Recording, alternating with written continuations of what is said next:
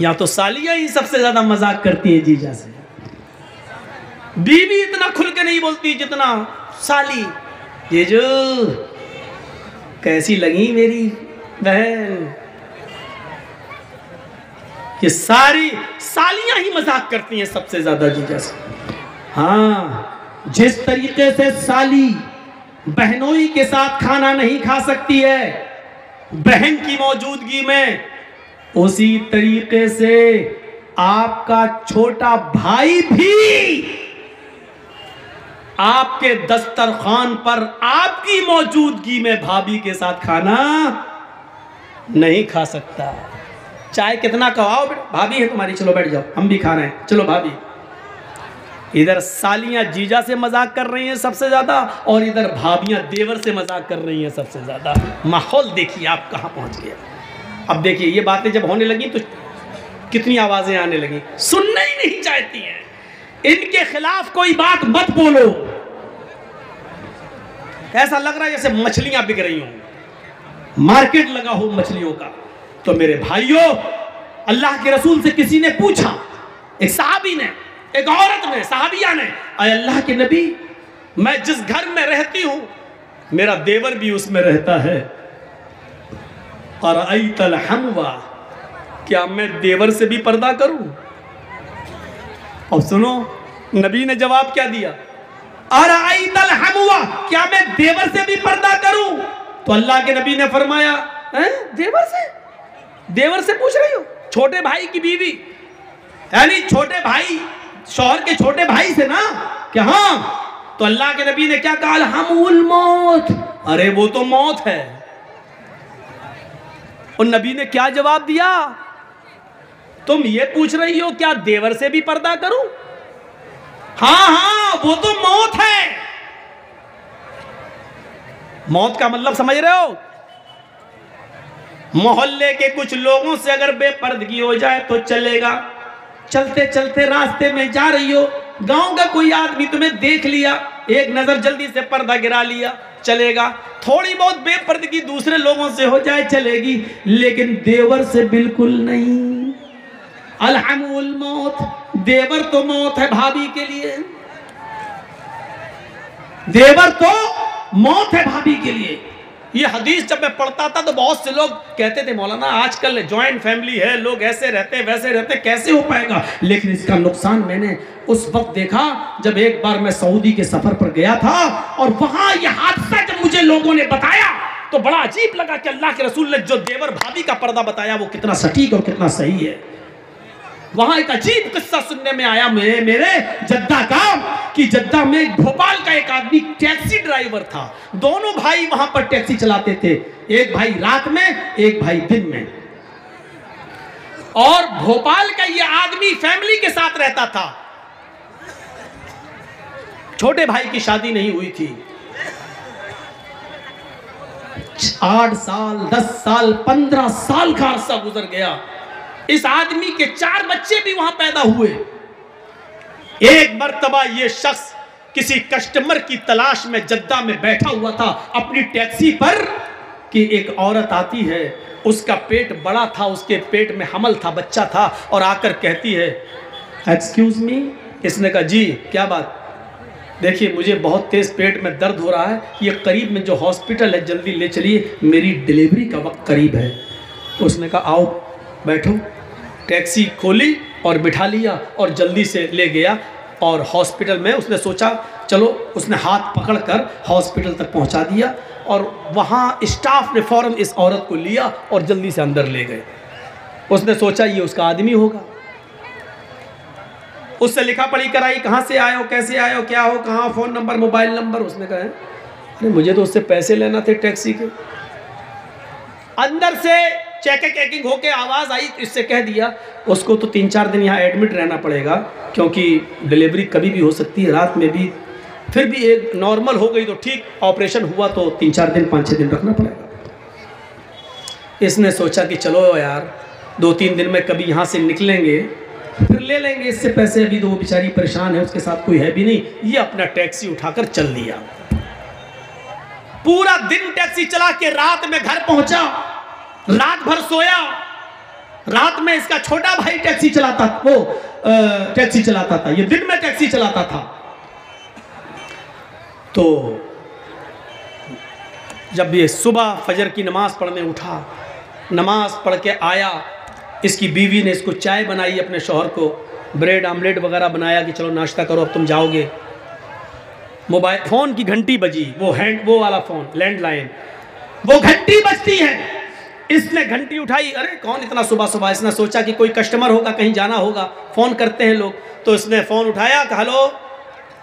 वहाँ से आवाज़ आई, कौन? जमील साहब। कहा जी, बड़े नालायक इंसान है तुम। कहा क्यों, क्या हुआ? कहा हॉस्पिटल में तुम अपनी बीवी को छोड़ गए हो, बेचारी रात भर यहाँ परेशान रही, जल्दी आइए हॉस्पिटल में, डिलीवरी हो गई और तुम्हें लड़का हुआ है। इसके तो होश उड़ गए। ए डॉक्टर, तुम्हारा दिमाग ठीक है? वो मेरी बीवी भी नहीं थी। अच्छा हुआ ये फोन मैंने उठाया, कहीं मेरी बीवी ने उठा लिया होता तो कयामत आ गई होती। दिमाग ठीक रखो। उधर से उस डॉक्टर ने, लेडीज डॉक्टर की चिल्लाई इसके ऊपर, चुप बदतमीज कहेगी। ये इंडियन पाकिस्तानी कमीने सब ऐसे ही होते हैं। बच्चा पैदा हो गया, आप कहते हैं मेरी बीवी नहीं, लड़ाई लड़ते हैं घर में और यहाँ आके छोड़ जाते हैं। आ रहे हो या मैं पुलिस भेजूं? कहना पुलिस मत भेजो, मैं आ रहा हूं। गया सीधे टैक्सी चलाता हुआ हॉस्पिटल में पहुंचा और जाकर किस वार्ड में? फला कमरे में। खोला कमरा, डाइन चुड़ैल मर जा, मैं ही मिला था तुझे। एक तो मेरा किराया नहीं दिया, बिस्तर पे लेटी हो, कह रही मेरा बच्चा। अब रोती है, तुम्हें क्या हो गया? अरे घर में थोड़ा सा झगड़ा हो गया, इसका मतलब ये थोड़ी कि तुम हमें इतना डांटोगे, अपने बच्चे को तुम एक्सेप्ट ही नहीं कर रहे हो। उसने रोना शुरू कर दिया, इसका दिमाग खराब। हे ड्रामे बंद कर।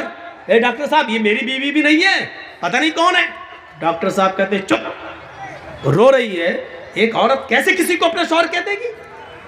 मानता हूं झगड़ा होता है घरों में, सबके घर में होता है, लेकिन इसका ये मतलब है कि तुम बीवी मत। अरे डॉक्टर साहब, अल्लाह की कसम ये मेरी बीवी नहीं है।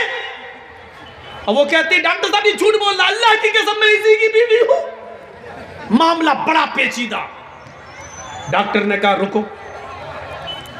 मामला इतना बिगड़ गया, इतना बिगड़ गया, हर आदमी उसी औरत की बात कर रहा है, क्योंकि औरत के आंसू बड़े खतरनाक होते हैं। इन आंसुओं को जो समझ जाए वो बहुत बड़ा समझदार माना जाएगा। औरत के आंसुओं को समझना बड़ा मुश्किल है। आप शादीशुदा हैं, आपको तजर्बा होगा, हमें भी तजर्बा है। बहुत ये आंसू बड़े खतरनाक होते हैं, इसलिए पूरे हॉस्पिटल का स्टाफ औरत की तारीफ कर रहा है। बिल्कुल चुप चुप। डॉक्टर कहता है चलो को, अभी तुम्हारी रिपोर्ट सामने आती है, इधर आओ, लाओ डीएनए टेस्ट कर लेते हैं। क्या कर लो? आदमी कहता हाँ कर लो। ब्लड निकाला, बच्चे का ब्लड निकाला। औरत कहती है कि डॉक्टर साहब रिपोर्ट क्या सही आएगी? कभी कभी मशीनें भी गलत रिपोर्ट दे देती हैं। ये औरत बोल रही है। अब वो आदमी जिसका ब्लड निकल रहा था वो कहता चल, मशीनें कभी कभी गलत रिपोर्ट दे देती हैं। अब जब पोल खुलने वाली हुई तब रिपोर्ट गलत। चुप। अभी दूध का दूध, पानी का पानी अलग होता है। इसी बीच अजान की आवाज़ आने लगी। इसने वहीं पर अपने सर का गमछा उतारा, बिछाया, नमाज पढ़ना शुरू कर दिया। लेकिन सोचने लगा यार कहीं गलत रिपोर्ट आ गई तो, कहीं औरत की बात सही ना निकल जाए, कहीं यही रिपोर्ट ना आ जाए कि मेरा ही बच्चा है। अब तो घर में कैसे लेके जाऊंगा? अल्लाह देख, तू अच्छी तरह जानता है मेरा बेटा नहीं। अल्लाह तू जानता ही है मेरी बीवी नहीं है। अल्लाह देख, मेरी रिपोर्ट सही आनी चाहिए। 2 दिन के बाद कहा जाओ रिपोर्ट आएगी, 2 दिन के बाद तुम आना। 2 दिन के बाद इसको बुलाया, बोलो क्या बात? हाँ जी, और डर भी रहा है। डॉक्टर हंस रहे हैं। तो डॉक्टर साहब हंसिए मत, पहले बताइए रिपोर्ट क्या आई है। डॉक्टर साहब कहते हैं कि तुम सही कह रहे थे कि तुम्हारा बच्चा नहीं, ये औरत झूठ बोल रही है, तुम्हारा ब्लड इसके ब्लड से मैच ही नहीं खा रहा है। औरत कहती देखिए डॉक्टर साहब, मैंने पहले ही कहा था कि रिपोर्ट गलत आएगी। अल्लाह की कसम यही मेरा पति है। आदमी कहता चुप, तेरी पोल खुल गई है, दूसरे का पाप मेरी गोद में डालना चाह रही है। आज यहां से डॉक्टर साहब मैं जाऊं? डॉक्टर साहब कहते हैं आप जाइए। उस औरत से कहा, ए बता कौन है तेरा हस्बैंड, नहीं तो अभी तुझे कत्ल की सजा होगी। यहाँ पर सऊदीया है, ये इंडिया नहीं है। कहती डॉक्टर साहब अल्लाह की कसम ये इसी का बच्चा है, मैं इसकी बीवी हूं, मत जाने दीजिए, मैं किसके पास जाऊंगी? डॉक्टर ने सर पे हाथ पकड़ के कहा, मेरी बहन मैं तुम्हें कैसे बताऊं कि ये इसका बच्चा नहीं है? इसकी रिपोर्ट ये बता रही है कि ये जिंदगी में कभी बाप बनने के लायक ही नहीं है, ये बाप बन ही नहीं सकता। अब वो आदमी कहता क्या डॉक्टर, क्या? कि हाँ तुम्हारी रिपोर्ट कह रही है तुम बाप बनने के लायक ही नहीं हो, तुम्हारे अंदर उतने स्पर्म नहीं है, तुम्हारे अंदर उतने शुक्राणु नहीं है, तुम बाप बन ही नहीं सकते हो, तुम्हारे शुक्राणु नील है, जीरो है, तुम बाप नहीं बन सकते। हे डॉक्टर 4 बच्चों का बाप हूं और तुम कह रहे बाप नहीं बन सकता? मैं 4 बच्चे हैं मेरे। अब औरत चिल्लाती, देखिए डॉक्टर साहब मैंने कहा था ना रिपोर्ट गलत होती है। अब यहां से यह आदमी कहता है चुप, ये रिपोर्ट तो सही है कि ये बच्चा मेरा नहीं है, लेकिन ये रिपोर्ट गलत है कि मैं बाप नहीं बन सकता। और डॉक्टर कहता चुप रहो तुम दोनों, मेरा दिमाग खराब कर दिया है। वो कहती इसका शौहर, वो कह रहा मेरा शौहर नहीं, तुम कह रहे हो ये मेरा बेटा नहीं, रिपोर्ट कह रही बाप नहीं बन सकते, तुम कह रहे हो मैं 4 बच्चों का बाप हूं। ऐसे तो रिपोर्ट मेरा केस ही नहीं आया मेरे पूरे हॉस्पिटल में आज तक ऐसा। इसने फाइल उठाई, चल दिया, गाड़ी में डाला, बाप नहीं बन सकता, गाड़ी चला रहा है। थोड़ी दूर जाने के बाद कहता है जमील घर का पता लगाओ, कहीं रिपोर्ट अगर सही हुई तो फिर ये 4 नमूने आए कहां से? अगर मेरी रिपोर्ट सही है मैं बाप नहीं बन सकता तो ये बच्चे हैं किसके? सीधे घर पहुंचा, दिन में दरवाजा खटखटाया, बीवी को होश भी नहीं था कि दिन में भी मेरा पति आ जाएगा।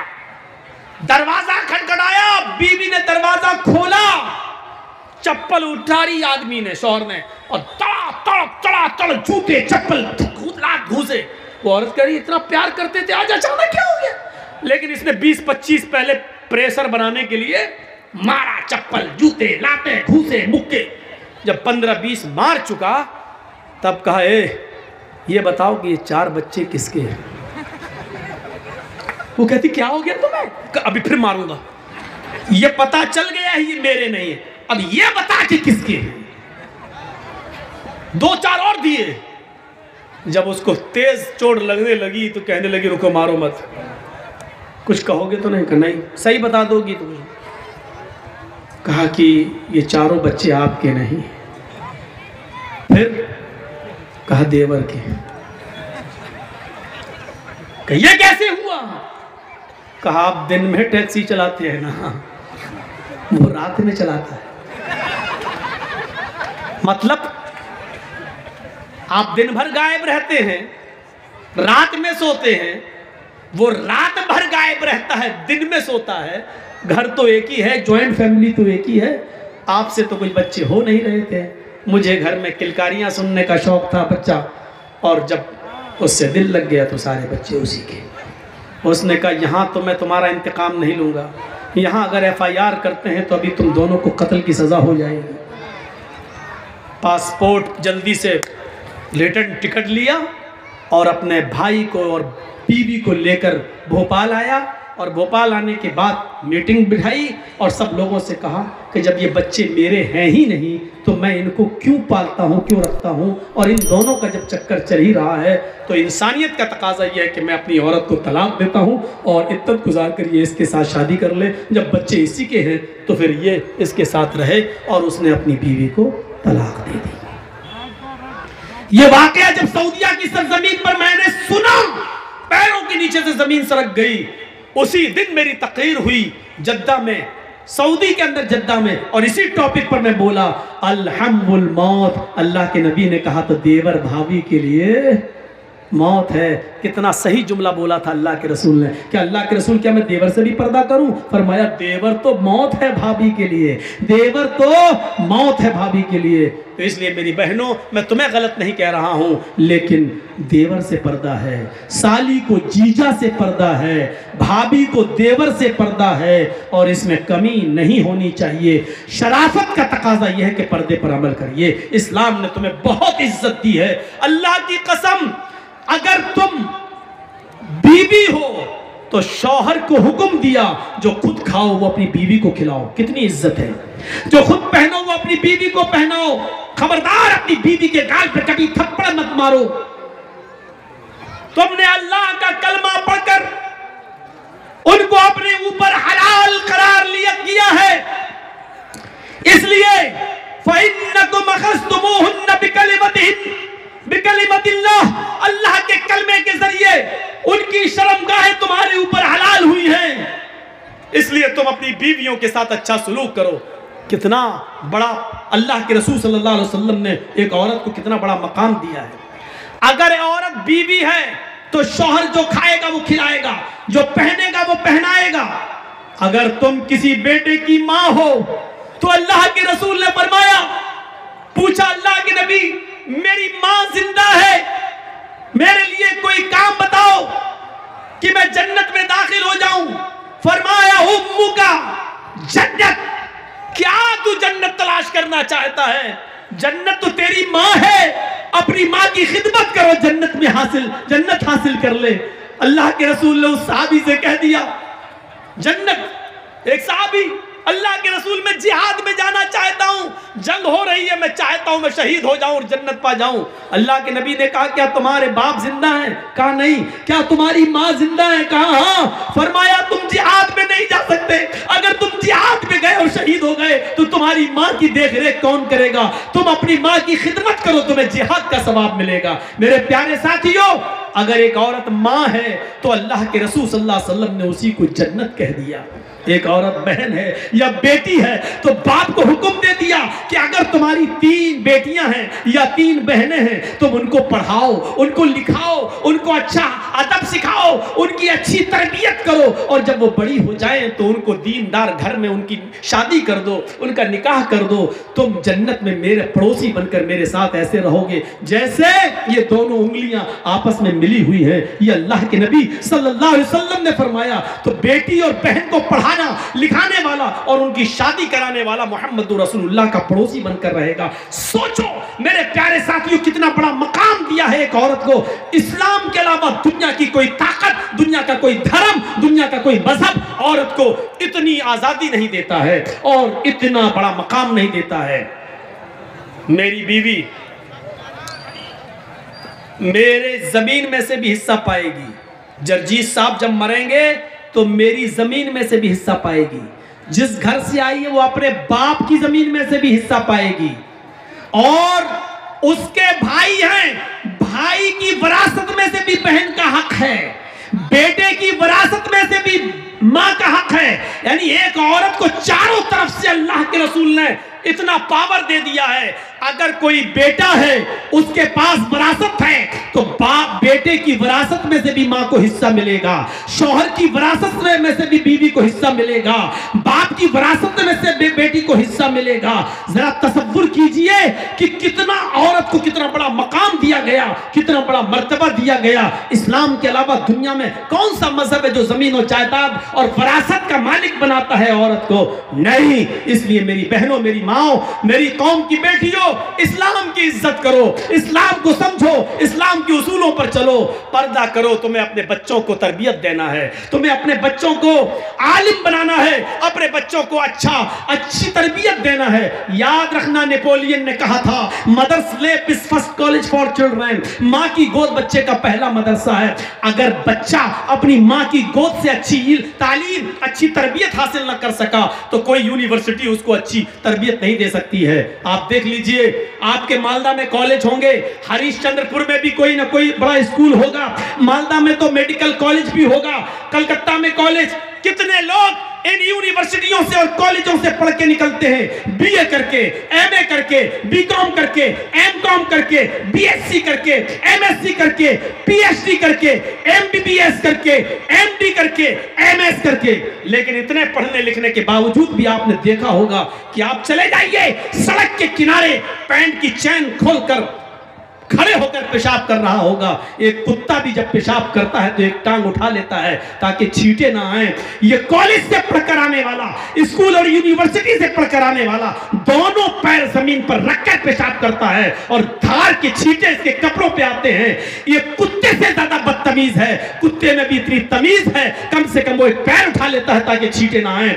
कुत्ते में अकल है, कुत्ते में तमीज है। ये उससे भी ज्यादा बदतमीज है जो खड़े होकर दोनों पैर जमीन पर रखकर पेशाब करता है। यूनिवर्सिटियों ने इसको इंसान नहीं बनाया। अगर ये बच्चा माँ की गोद से अच्छी तरबियत हासिल न कर सका, माँ ने अगर इसको अच्छी तरबियत नहीं दी, तो यूनिवर्सिटी से उम्मीद मत रखो। तुम्हें अपने बच्चों को अच्छी तरबियत देना है, तुम्हें अपने बच्चों को अच्छा बनाना है। मुझे उम्मीद है कि मेरी बहनों, मेरी कौम की बेटियों, मेरी कुछ बातें तुम्हें बुरी लगी होंगी, उस पर माफ करोगी, लेकिन उस पर इबरत हासिल करोगी, संजीदगी के साथ गौर करोगी। अल्लाह ताला तुम्हें अच्छा बनाए, नेक बनाए, पर्दे की तौफीक अता फरमाए।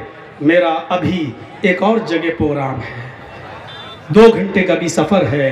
मुझे अभी कटियार की सरजमीन पर निकलना है। गाड़ी आ चुकी है, वहाँ लोग एकदम मर्डर करने के लिए तैयार हैं। जिसने जलसे का डेट रख दिया है उसको मारने के लिए तैयार है कि अगर मौलाना जर्जिस नहीं आए तो हम कत्ल कर देंगे तेरा। बांध के रख लिया है उसको। इसलिए मुझे जाना है मेरे भाइयों। चेहरा दिखाना है, गलती अब हो गई किसी से, लेकिन हम चाहते हैं कि उधर भी जाके कुछ इज्जत रख लें और जलसे को बचा लें। मेरे भाइयों 12:50 हो भी गए हैं। हमें तो 10 बजे टाइम देने के लिए कहा था, लेकिन आपने 11 बजे टाइम दिया। हमने पौने 2 घंटा आपसे खिताब किया। हम अल्लाह से दुआ करते हैं कि बारे अल्लाह हम जमीअ मुसलमानों पर रहम फरमा, हमें एक कर दे, हमें इबरत हासिल करने की तौफीक अता फरमा, इस्लाम हमारे अंदर पूरा का पूरा दाखिल फरमा दे। और जब तक जिंदा रहे इस्लाम पर रखना, और जब हमारा खात्मा होती ईमान पर हमारा खात्मा फरमाना। एक गुजारिश आपसे करता हूँ, अल्लाह के नबी ने फरमाया, इन्ना अशद्दन्नास अज़ाबन यौमल क़ियामह अल मुसव्विरून। क़यामत के दिन सबसे सख्त अज़ाब, सबसे ज़्यादा सख्त अज़ाब उसको होगा जो दुनिया में तस्वीरें लेगा, फ़ोटो खींचेगा। क़यामत के दिन उसको सबसे ज़्यादा सख्त अज़ाब होगा। अपने आप को अज़ाब में मत डालिए, कैमरों से फ़ोटो मत लीजिए, सेल्फी मत लीजिए। क़यामत के दिन सबसे ज़्यादा सख्त अज़ाब उसको होगा जो तस्वीरें लेगा, फ़ोटो खींचेगा। मैं बरी हो रहा हूँ, मुझे जल्दी निकलना है, इसलिए इस अज़ाब से बचिए। इतना जलसा सुनने के बाद फिर आप फोटो लिए तो समझ लो कि आपने इस दीन को बेकार कर दिया। आपने सुना ही नहीं और आपने जो सुना वो सब बेकार कर दिया। हदीस सुनने के बाद मोमिन का हाल ये होना चाहिए, अल्लाह के रसूल की हदीस आ गई तो आमन्ना सद्दकना। अब हम कुछ आगे नहीं बढ़ेंगे मेरे भाइयों।